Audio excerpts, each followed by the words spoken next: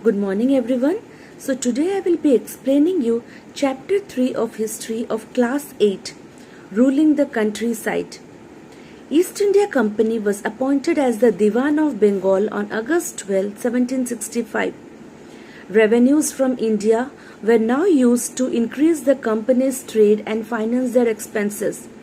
The company had become the Diwan, but it still saw itself as a trader. It wanted a large revenue income but was unwilling to set up any regular system of assessment and collection. The effort was to increase the revenue as much as it could and buy fine cotton and silk cloth as cheaply as possible. Within 5 years, the value of goods bought by the company in Bengal doubled. Now children, let me explain you about the terrible famine in Bengal. The Bengal economy was facing a deep crisis. Artisans were deserting the villages since they were being forced to sell their goods to the company at very low price. The peasants were unable to pay the dues that were being demanded from them. The artisanal production was in decline and the agricultural cultivation showed signs of collapse. In 1770, a terrible famine killed about 10 million people in Bengal and about 1/3 of the population was wiped out. Now children, let me explain you about the various types of settlement. So the first settlement is permanent settlement. The company introduced the permanent settlement in the year 1793. Charles Cornwallis was the Governor General of India when the permanent settlement was introduced. By the terms of the settlement, the Rajas and the Talukdars were recognized as the Zamindars. They were asked to collect the rent from the peasants and pay the revenue to the company.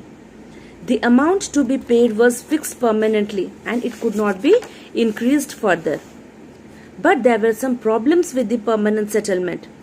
The company officials soon discovered that the Zamindars were in fact not investing in the improvement of the land. The revenue that had been fixed was so high that the zamindars found it difficult to pay. Anyone who failed to pay the revenue lost its zamindari.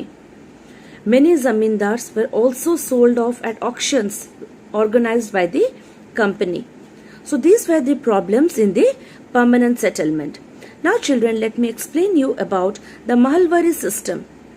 In the beginning of the 19th century, most of the company officials felt that the system of revenue had to be changed again. In the northwestern provinces of the Bengal Presidency, an Englishman called Holt Mackenzie devised the new system. According to his directions, the collectors went from village to village, inspected the lands and measured the fields. They also recorded the customs and rights of different groups. The estimated revenue of each plot within a village was added up to calculate the revenue that each village had to pay. This demand was to be revised periodically. Now children, let me explain you about the Munro system. In the British territories of the south, a similar system existed as the permanent settlement. This new system is also called as the Rayatwari system. Captain Alexander Red tried this on a small scale in some of the areas annexed after the wars with Tipu Sultan. Red and Munro felt that in the south there were no traditional zamindars. The settlement had to be made directly with the cultivators who had tilled the land for generations. The fields of the cultivators had to be carefully and separately surveyed before the assessment of the revenue. So I hope children you have understood the different types of settlements. Now moving on to another portion of the chapter, that is, does color have a history? The Kalamkari print was created by the weavers of Andhra Pradesh in India. The Morris cotton print was designed and produced by William Morris, who was a famous poet and artist of 19th century Britain. But there is one thing common in these two prints. Both used a rich blue color called as indigo. The indigo plant primarily grows in the tropical region. By the 13th century, Indian indigo was being used by the cloth manufacturers in Italy, France and Britain to dye clothes. However, only a small amount of Indian indigo reached the European market, but its price was very high. Therefore, the European cloth manufacturers had to depend on another plant called woad to make violet and blue color dyes.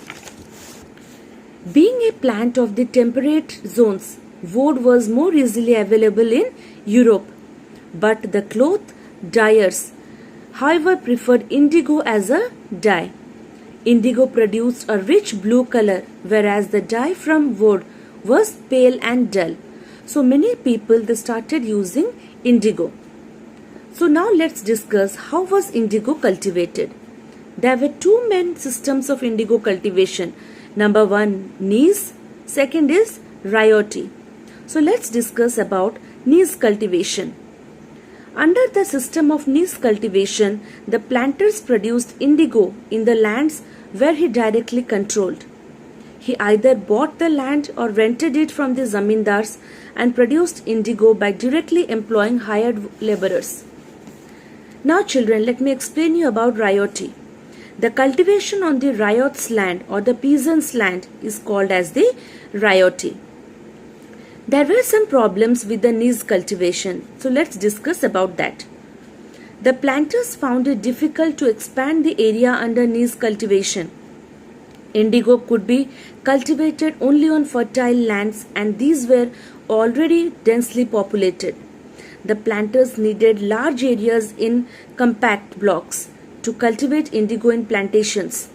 A large plantation required a vast number of hands to operate, and labor was needed precisely at a time when the peasants were usually busy with their rice cultivation. When Mahatma Gandhi returned from South Africa, a peasant from Bihar persuaded him to visit Champaran and see the plight of the indigo cultivators there. Mahatma Gandhi's visit in the year 1917 marked the beginning of the Champaran movement against the indigo planters. So children, this much of this chapter.